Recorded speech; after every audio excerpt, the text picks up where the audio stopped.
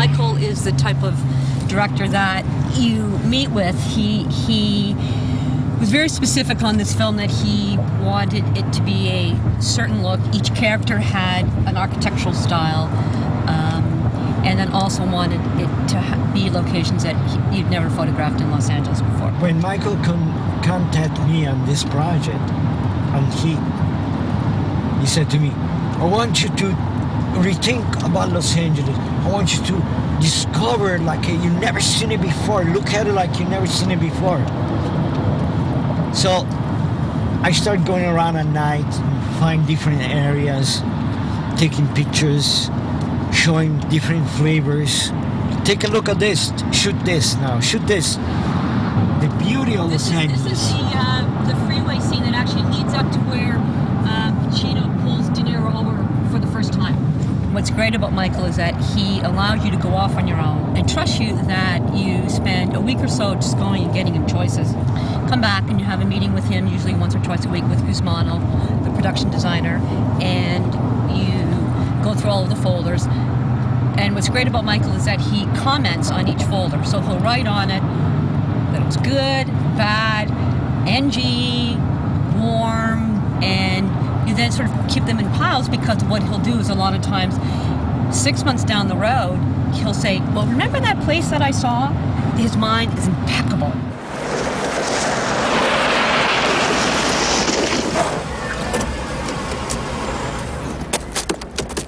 Like a week prior to this with Michael, I came over here and photographed the area.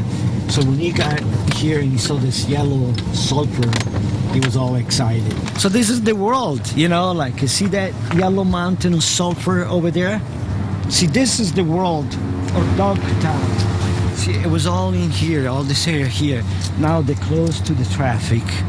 Before you could go through here with the car. Driving in the middle of the tracks, there was a pergola with grapes. And there was Mexican guys sitting there smoking cigarettes, playing domino. There were shags after shags, a little community of people living inside of this little cardboard boxes.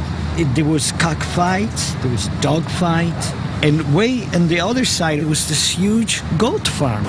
And in the middle of this, there was a freight train at 5 o'clock in the afternoon that it will go through all this incredible civilization, and there will be people coming in and out of the train, like jumping off, getting to the train, going somewhere. It's like the best corrosive architecture of Los Angeles. It was here. And to give you a little idea of where my estimates come from, this is a printout. Nobody knew the merch was yours. The scene was done here. The scene was done there. You had the computers and stuff out here. That was a carport there with a sliding glass door. Right. Since then, the room's been closed in. You had some satellite dishes here as well, or? You had a little we put piece. another 60-foot tower right here. That's An right. extension. 60-foot tower. You guys wanted us to take down the guide wires, and I said, there's no way I can put a 60-foot tower up there, because I said the wind blows up here something fierce, and if that thing bends over, it'll come all the way down. Exactly, So. and that's right, and we actually filmed from the driveway, because you could see the freeway and the mountains. What an amazing spot. Don't leave me like this.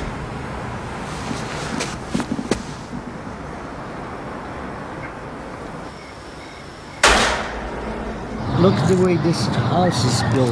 You know, it's like toothpicks holding the structure.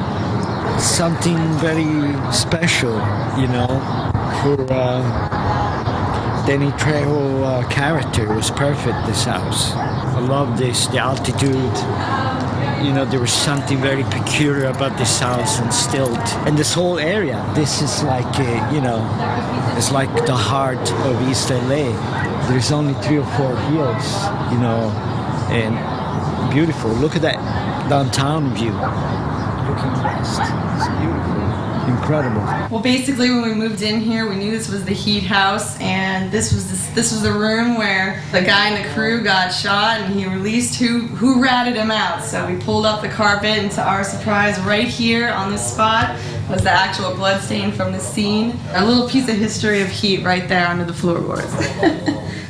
You know, I chased down some cruise guys just looking to fuck up, get busted back. At you? You must have worked some dipshit crews. I worked all kinds. This is it. This is the table. This is the power table. This is where everybody wants to come in this restaurant.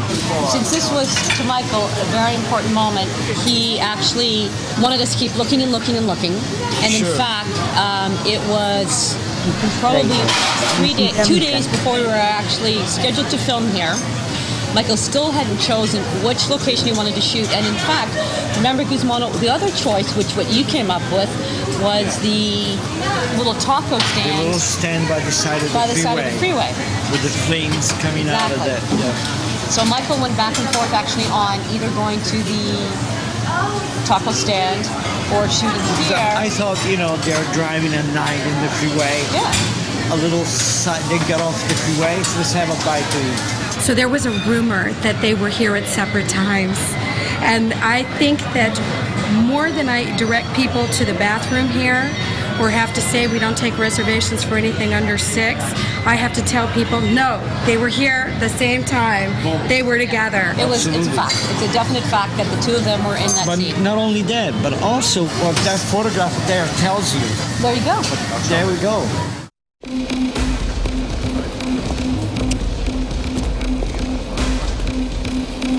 This architectural style and glass and the opening matched very well to the bank that we ended up filming, which is Far East Bank that's at another location. But it all worked quite well in matching that this would be the exterior, and you could believe that the inside was a bank. The guys come out with suitcases full of millions of dollars. They come across the courtyard here, and as you can see in the scene, and this is where, running down, this is where they proceed to start doing the whole chase sequence. What they ended up doing is all of these bus stops, the side of the Bonaventure Hotel, all had, was all squibbed. Special effects put up pre-squibbed walls so that whenever it looked as if they were shooting, all the little squibs would hit on the side of the building. And it continued running all the way up to right where Figaro is. We shot thousands and thousands of rounds, and there were tourists watching the incredible shootout, going to the street, picking up this shell as a souvenir. I remember that tourists from Japan, from Europe, watching, mesmerized this incredible Hollywood production. And going for the shell, the empty shell on the sidewalk. Now, one of the things that was amazing was that we actually fell behind a weekend, and it fell on Mother's Day. And this restaurant, Cafe Pinot, which had just opened up, had pre-reserved the whole restaurant for a Mother's Day buffet. So all of these mothers are supposedly having this beautiful lunch and had to watch a gunfight. It was actually quite extraordinary. They ended up having a lot of fun, and it was a bonus that I don't think anyone ever anticipated, that eating their brunch out the window is Al Pacino and Robert De Niro. But this is where it all kind of culminated in the thing. I had this big table set up with the map for downtown. We had cars, miniature cars, everything set up. It was like planes for World War III. And we actually filmed it from 4th Street. First of all, he came through that little cafeteria area. Right. Then he came through the fountain, and then he ended up over there on 4th Street. So Tom Sizemore ends up getting killed here. I mean, we shot scenes over here, but we actually ended up having some cameras here, because this is the area that he died in.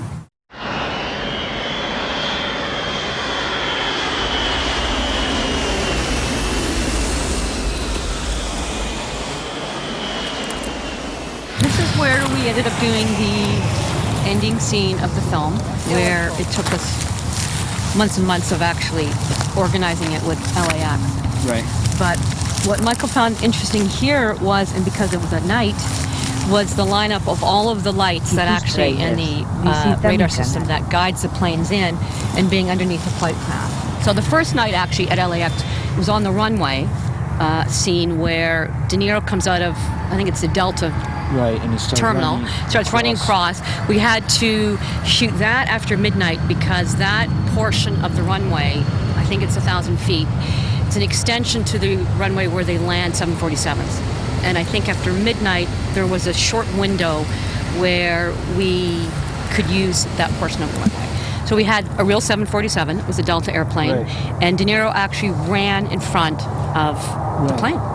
For about maybe 3 weeks, every day, Yeah. Michael Mann will send me to here with the art department and measuring stakes to position in those boxes.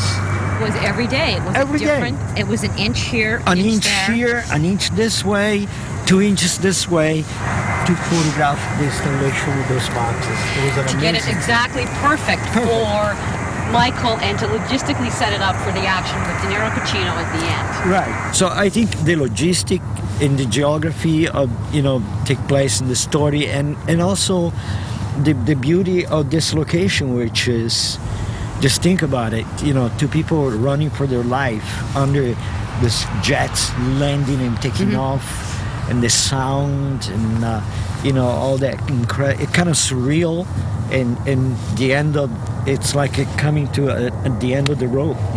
What we accomplished on Heat could never be accomplished nowadays. And in fact, LAX's filming policy is guerrilla style, news style, 20 people only.